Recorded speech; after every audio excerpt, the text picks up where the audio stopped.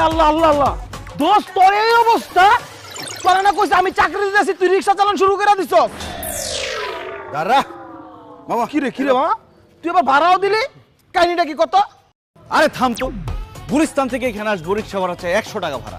আমি বললাম 50 টাকা যাবেন, সে বলে কি 20 টাকায় যাবো যদি আমাকে পিছনে বসে আপনি রিক্সা চালান। ব্যাস কথা কই স্যার ধরা খাই গেল, পিছনে বসে আমি নিয়ে আসলাম 100 টাকার ভাড়া 20 টাকা দিয়ে আসলাম। কেমন হলো ব্যাপারটা? তোর কিপটামি অভ্যাসটা গেল না ছোটবেলার মতো এখনো কিপটা রয়ে গেলি এই বেটা কিসের কিপটা, আমি হইলাম মিতব্যয়ী। যাই হোক আমি কিন্তু এখানে বেকার থাকতে আসি নাই, আমার মাথায় প্রচুর বুদ্ধি। আমার জন্য কাজ কামের কি ব্যবস্থা করছো সেটা কর।